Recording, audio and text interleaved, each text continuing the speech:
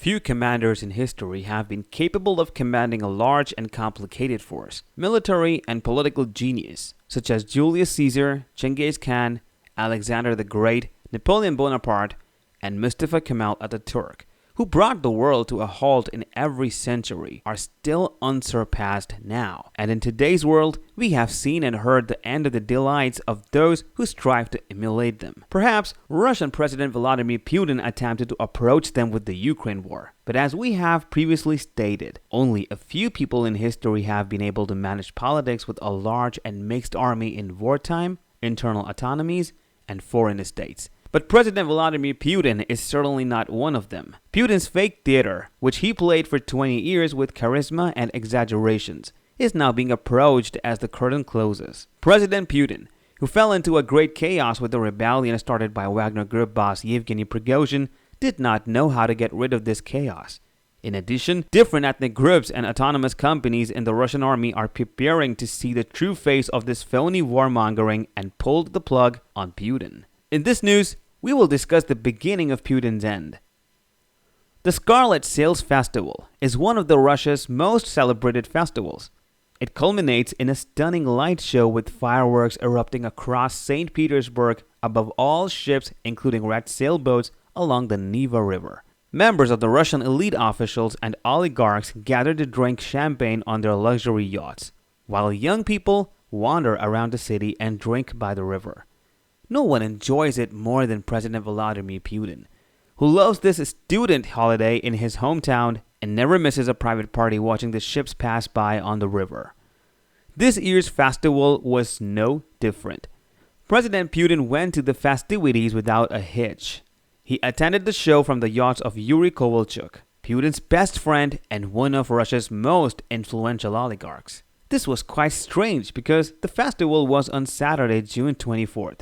The day when the leader of the Wagner Group, Yevgeny Prigozhin, started his rebellion. Despite the shock of the rebellion that saw Wagner's forces advancing unhindered within 125 miles of Moscow, President Putin flew to St. Petersburg. Nothing, not even an armed rebellion, could make him give up attending his favorite party. According to Putin's inner circle traders, journalists, merchants, and others, administered by Kremlin officials, this is the clearest evidence that President Putin is removed from reality. Vladimir Putin continues to assume that everything is under control. Vladimir Putin continues to assume that everything is under his control and that Prigozhin's rebellion had no effect on the political environment. But this is a huge mistake. According to numerous Kremlin officials who requested anonymity, not only is the mood around President Putin fundamentally different, but there is a rising thirst for change even among those closest to the president. President Putin's government system is fully jammed and cannot function any longer. So, how did Putin's government system suddenly collapse? Vladimir Putin was certainly guilty of allowing the situation to spiral out of control. President Putin greatly encouraged Yevgeny Prigozhin, implicitly allowing him to recruit on a large scale, including from prisons, for the war in Ukraine and to occupy an important position on the battlefield, particularly in the Battle of Bakhmut. The calculation was certainly not military. Prigozhin was elevated to serve as a counterweight to Defense Minister Sergei Shoigu and the military generals. Rising on the wave of popularity, Prigozhin began using increasingly personal and insulting language in his accusations against Defense Minister Shoigu. But Putin still was unable to mediate between these two figures. Despite arranging a meeting between Prigozhin and Shoigu last February, he didn't say anything specific in this speech, hoping the meeting itself would be enough of a warning to stop the public attacks, according to a source in the presidential administration. However, Prigozhin did not perceive this hint and continued to lash out at the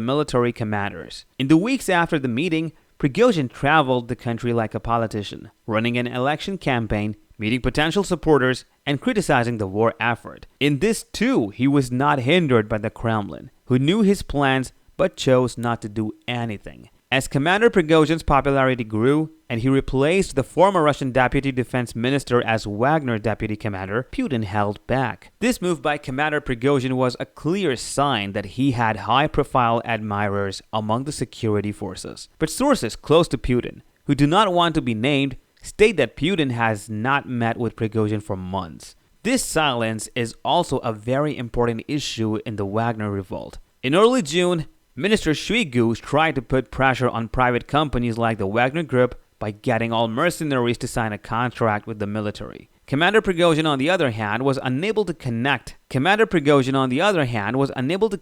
Putin to object to this situation. In the language of Russian bureaucracy, this is a sign of the highest degree of discontent.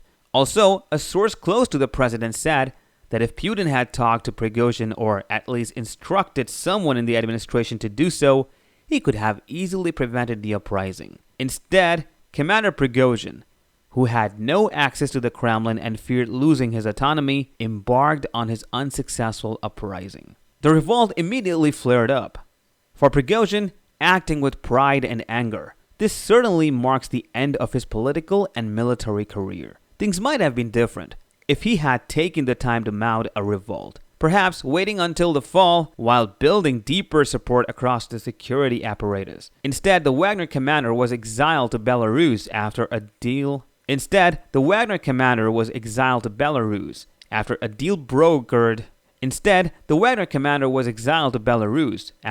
brokered by a Belarusian president, Alexander Lukashenko, who had known Prigozhin for decades. It is reported that exile in the Central African Republic, where the Wagner Group has a military base, is on the agenda. Despite President Putin's promise to pardon those involved in the uprising, pressure on the so-called patriotic campaign will undoubtedly come. Until now, nationalist figures, largely operating on the Telegram social messaging app and generally supporting Commander Prigozhin, could criticize the authorities with some impunity. It has now become clear that this far-right fascist wing is no less dangerous than the liberals, persecuted by the Kremlin, at least because it has many armed supporters. Currently, a purge is expected starting with General Sergei Sudovikin, the former commander of Russian forces in Ukraine. General Sudovikin's relationship with Prigozhin was pretty good. That's why he is said to have predicted the Wagner rebellion. The revolt significantly weakened President Putin's authority, desecrating him. Before last weekend, most of Russian society, and especially state bureaucrats, believed that he always made the right decisions, that he was much more cunning, smarter, and more knowledgeable than anyone else. But last weekend's events showed Putin as weak, indecisive, incapable of maintaining control, which is the scariest scenario for President Putin. Everyone but Putin knows that he is responsible for what happened, but President Putin is in such a state that it will take him a long time to realize it. It is now so clear to many members of the ruling elite that President Putin has long ceased to be a guarantor of stability. A new situation is quickly emerging, and it is impossible to know what will happen next. However, starting to prepare for the future is important not only for the Russians, but for the entire region and even for Russia's rivals. So, what do you think about this subject? Please express your thoughts in the comment section below.